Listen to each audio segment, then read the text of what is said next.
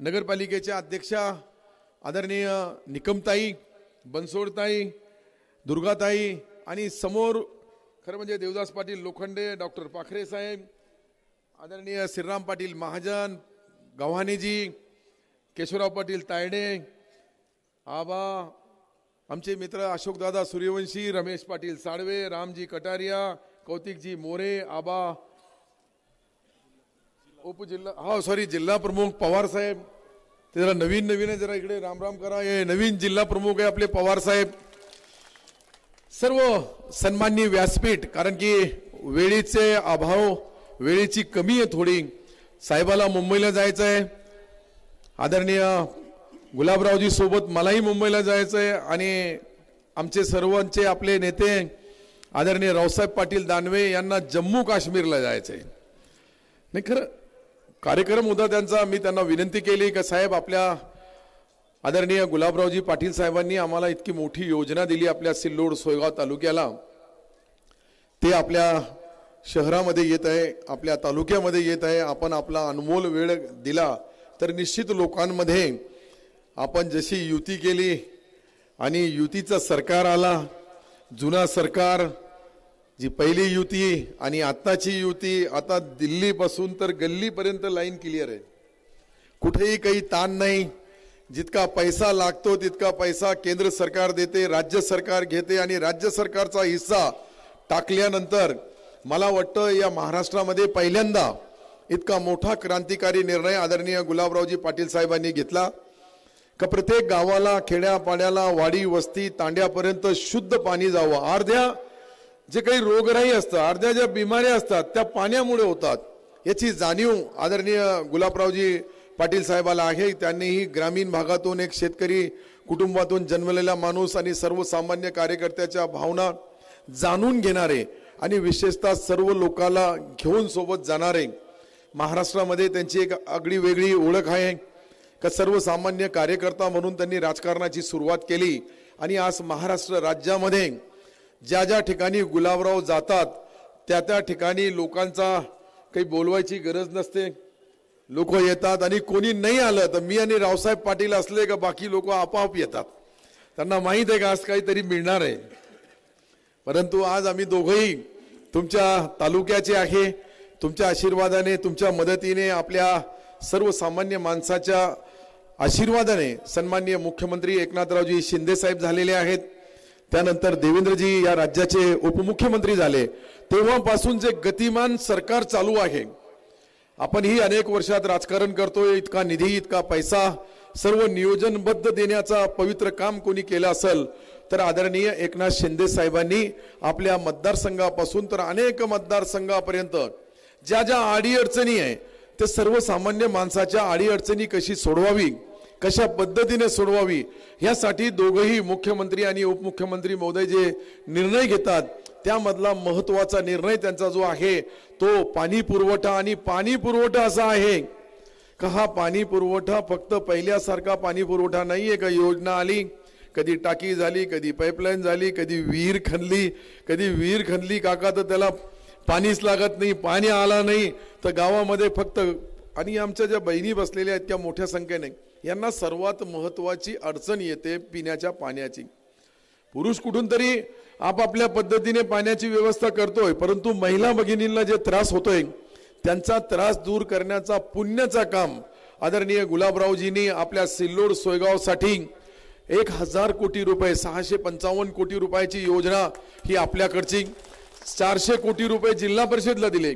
आणि जिल्हा परिषदच्या माध्यमातून त्यांनी आजच सर्व तालुक्याचं उद्घाटन केलं. त्यांच्या भाषणामध्ये ते औपचारिक घोषणा करतील की जितक्या तालुक्याभर मध्ये प्रत्येक गावाला नवी पाण्याची टाकी, प्रत्येक गावामध्ये नवीन पाईपलाईन, आणि ही पाईपलाईन पुढच्या 30 वर्षाचा विचार करून म्हणजे 2052 ते 55 पर्यंत त्या गावाची लोकसंख्या कितीही वाढली तर तिथं पाण्याचा शॉर्टेज येणार नाही याचीही दक्षता घेऊन हे जे आजचा जो मी पाहू लागलो का लोकांमध्ये, मी पांगरीला होतो, त्यानंतर चारनेरला, केळगावला, म्हणजे त्या गावामध्ये पांगरीमध्ये तर घरामध्ये एक बी नसल, पुरा गाव पहिल्यांदा एक जागेवर आला आणि महिला भगिनी पुरुष इतक्या मोठ्या संख्येने, कारण की सर्वांची पिण्याच्या पाण्याची जी अडचण असते ही अडचण कशी दूर व्हावी, ही अडचण दूर करण्यासाठी पिण्याचा पाणी अंडरग्राउंड ड्रेनेज असेल.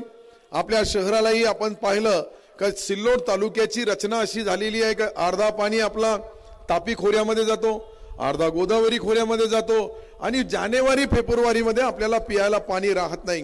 म्हणून साहेबांनी वॉटर ग्रीडच्या माध्यमातून ही जी योजना मंजूर करून दिली, ती योजना आता खडकपूर्णा धरण तुम्हाला माहित आहे का, आपल्याला विदर्भामधून मराठवाड्यामध्ये परत पाणी आणणं इतकं सोपं नाहीये, परंतु साहेबांनी त्याला विशेष मंजुरी दिली आणि आपल्या त्या विशेष मंजुरीच्या माध्यमातून आता त्याच्या कामाची सुरुवात झाली. मला वाटतंय का 18 महिने आहे ना, 18 महिन्यामध्ये सर्व गावापर्यंत शुद्ध पाणी, फिल्टर पाणी, प्रत्येक गावाला वस्ती 20 घराची वस्ती बी असली त्यालाही नळाने पाणी दिल्या जाईल. हे पहिल्यांदा क्रांतिकारी निर्णय झाल्यानंतर माझ्यासारख्या कार्यकर्त्याला साहजिक आनंद आहे का साहेबाला मी विनंती केली आणि साहेबांनी आपल्या विनंतीला मान दिला आणि आज वेळात वेळ काढून जळगाववरून मी आणि रावसाहेब पाटील दानवे साहेब आम्ही त्यांच्या फोनची वाट बघत होतो. तेवढ्यात फोन आला का ते नेरीपर्यंत आले. मी खासदार साहेबाला विनंती केली का मी पुढे त्यांना घ्यायला जातो आणि मी ज्या वेळेस अजिंठ्याला पोहोचलो त्यावेळेस बरोबर साहेबाचा कन्वे तिथे आला आणि तिथून आम्ही 1.5 ते 2 तासापासून सर्व आपल्या गावागावामध्ये वॉटर सप्लायचा उद्घाटन, भूमिपूजन हे झालेलं आहे. आता याच्यानंतर फक्त कामाला सुरुवात होईल. जिल्हा परिषदच्या माध्यमातून गावाची वितरण व्यवस्था केली जाईल.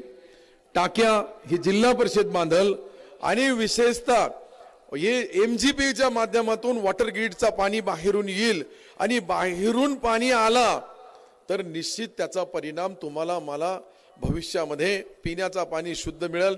मी मुख्यमंत्री महोदयाचे मनापासून आभार मानल का सिल्लोडला आपला जो डोंगरगाव पासून जो रजालवाडी, मंगरूळ, चिचपूर, चांदापूर पर्यंत जो आपला एक डोंगराळ भाग होता, तिथे जी सरकारची लँड होती 2600 एकर, ती आपल्याला त्यांनी मंजुरी यासाठी दिली का औद्योगिक वसाहत व्हावी, नवीन उद्योग सिल्लोड मध्ये यावे आणि त्यामध्ये विशेषतः 500 एकर जमीन आपण जी आहे कृषी विभागाला दिली. कृषी हब बनणार आहे आणि कृषी हब एकदा तयार झाला तर त्याचा फायदा हे होईल का आपल्याकडे कृषीचे सर्व हे जे बियाण्यापासून तर पन्नीपासून तर त्याच्यासाठी लागणारे जे जे अवजारं असतील त्याची नवीन कारखानदारी येईल आणि तो ड्राय पोर्ट जो बनवला खासदार साहेबांनी जालन्याला, आपण इथून गेलो का 50 मिनिटांमध्ये जालन्याला जाईल, कारण की 4 लाईन तोही काम होऊ लागला आणि ते काम झालं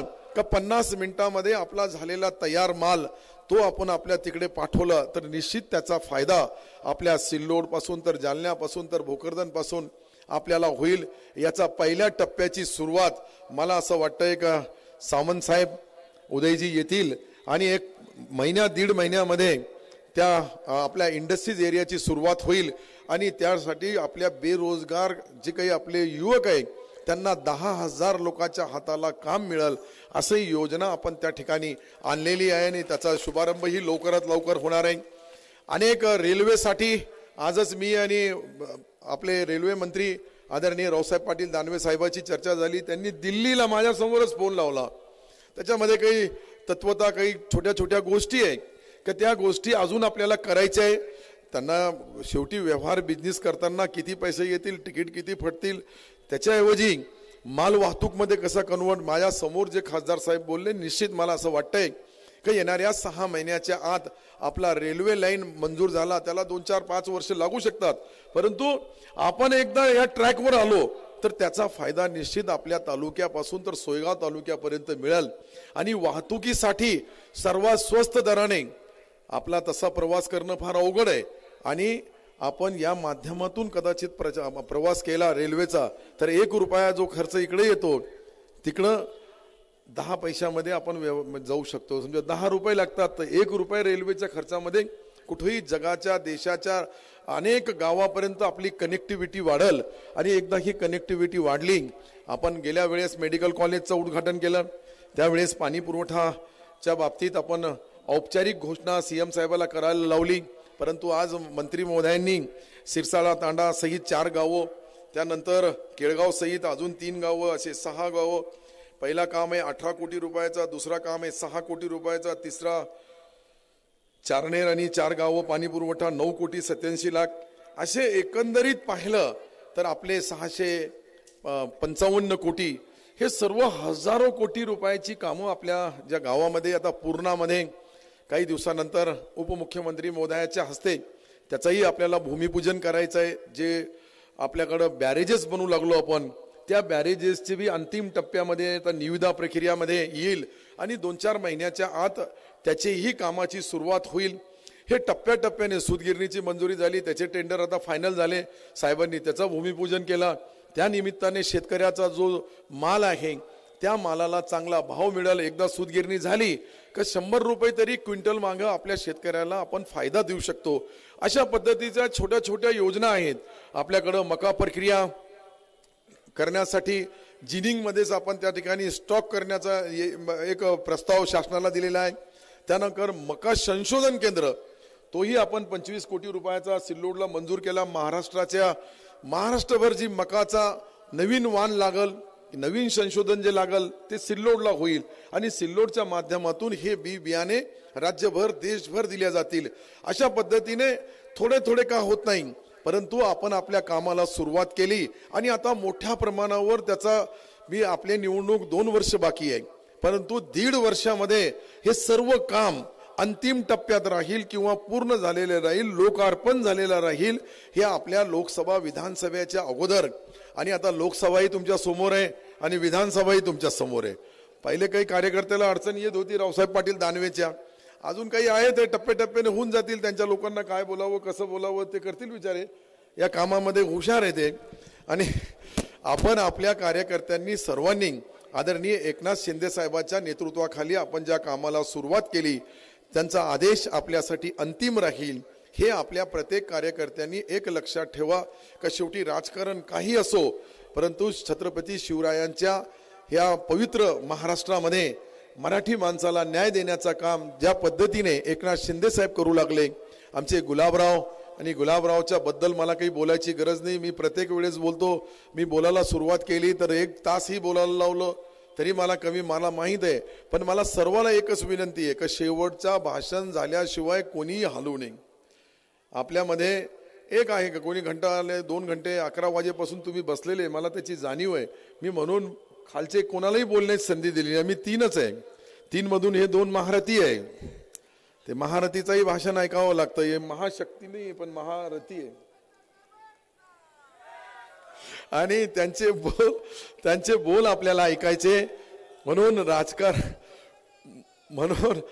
राजकारणामध्ये आता इतके लोक आले, बसायला जागा नाही. मला अपेक्षित नव्हतं का अचानक गुलाबरावनी तारीख दिली आणि इतके लोक येऊ शकतात. परंतु राजकारणामध्ये जी परिस्थिती निर्माण होती, या परिस्थितीला या सिल्लोड तालुक्याची जनता, या सिल्लोड तालुक्याचे नेते, या सिल्लोड तालुक्याचे कार्यकर्ते, ते महिला असेल पुरुष असतील, या सर्वांमध्ये जे काम करण्याची कार्य करण्याची पद्धत मी फार जवळून पाहिलेली आहे. का राज्यामध्ये काय चालू आहे, देशामध्ये काय चालू आहे, त्याचे सर्व समीकरण जोडण्याचा काम आपला हा सिल्लोड करतोय. मी आपला जास्त वेळ घेणार नाही, परंतु मनापासून एकदा परत आपण आदरणीय गुलाबरावजींचा सत्कार करावा, स्वागत टाळ्या वाजून करावा. का त्यांनी आपल्याला जी योजना दिली, मी खरखर बोलतोय, माझ्या जीवनामध्ये माझ्या आयुष्यामध्ये पाणी पुरवठ्याला इतके पैसे मी कधी पाहिले नाही.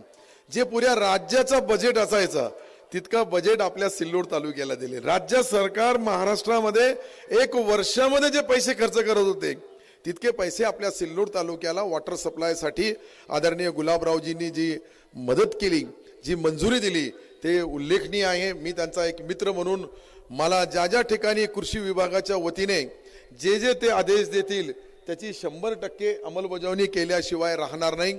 राहिला प्रश्न तुम्हाला रेल्वेसाठी, आता बोलतील रेल्वे मंत्री काय तुम्हाला देणार आहे काही नाही, मी ते बोलणं उचित होणार नाही. मला पूर्ण अजून रेल्वे माहीत बी नाही, फक्त नजीरलाच माहीत आहे रेल्वे कशी चालती, रेल्वेमध्ये कसं बसता येतं. आणि आपला काय दुसरा तो हमद, हे 2 BBC लंडन आहे, यांच्याकडे सर्व बातम्या. रावसाहेब पाटील कुठेही देशभर फिरले काही एकदा भोकरदनमध्ये आले, दोघांचा स्टेशन एकमेकाचा लावला का पूर्ण. भोवरताई तुम्ही वरती या, शादी वरती या, भोवरताई वरती या, एक दोन खुर्च्या द्या त्यांना. भोवरताई शहाताई दोघंही यावरती येऊन जा. तर मी जे तुम्हाला बोलू लागलो का आदरणीय सन्माननीय गुलाबरावजींनी मला जी मदत केली, मी हे कधीही विसरणार नाही. मी एक कार्यकर्ता आहे, मला सर्व याची जाणीव आहे की कशा पद्धतीने काय पद्धतीने महाराष्ट्र सरकारकडून एक एक रुपयाचा निधी काढणं आणि एखाद्या मतदारसंघात देणं इतकं सोपं नाही. परंतु आपल्याला महाराष्ट्र सरकारने इतकं दिलं का माझ्या आयुष्यामध्ये मी या 1.5-2 महिन्यामध्ये जितका निधी आपल्याला महाराष्ट्र सरकारने दिला, यांचे उपकार कितीही मानले तरी कमी आहे. परंतु ही जनसमुदाय पाहिल्यानंतर 2 दिवसामध्ये. आणि गुलाबराव अजून एक सांगतो का, सकाळी 7 वाजेपर्यंत 8 वाजेपर्यंत पाऊस चालू होता, 10 वाजेला बी एक फटका पडला पाण्याचा. आणि आता तुम्ही आले, पूर्ण पाणी बंद आहे, पाण्याचं वातावरण होऊ नये म्हणून मी परत एकदा सर्वांचे आभार मानतोय. योजना फार आहे, बोलण्यासाठी फार आहे, माझ्याकडं बोलण्याची संधी आहे, परंतु आपल्याला पाहुण्यांचं ऐकायचं आहे. आणि पाहुणे जोपर्यंत बोलणार नाही, पूर्ण शेवटचा शब्द आपण ऐकणार नाही. काही खुर्च्या लावायच्या आहे, काही खुर्च्या लावल्या जावं लागल्या. आणि मला कार्यकर्त्याला विनंती आहे की जे बिचारे दूरदूरून आलेले कार्यकर्ते सर्व उभे आहेत, काही खुर्च्याची व्यवस्था करता आली तर निश्चित आपण लवकरात लवकर करावी, जेणेकरून लोकांना बसायला संधी मिळेल. परत एकदा सर्वांचे आभार मानतोय. इतक्या मोठ्या संख्येने आपण आलात, तुमचेही मनापासून तुमचा जो प्रेम माझ्यावर आहे, रावसाहेब पाटील दानवे साहेबांवर आहे, गुलाबराव पाटलावर आहे, हे सर्व तुम्ही जशी तुमच्या शक्ती, तुमच्या टाळ्याची घोषणा आणि टाळ्या वाजवतल तितका पैसा मी आणण्यामध्ये कुठं कमी पडणार नाही. शेवटी नेते आहेत दोघंही नेत्याचं आपल्याला मार्गदर्शन ऐकायचं आहे. सर्वांचा मनापासून आभार मानतोय. जय हिंद, जय महाराष्ट्र.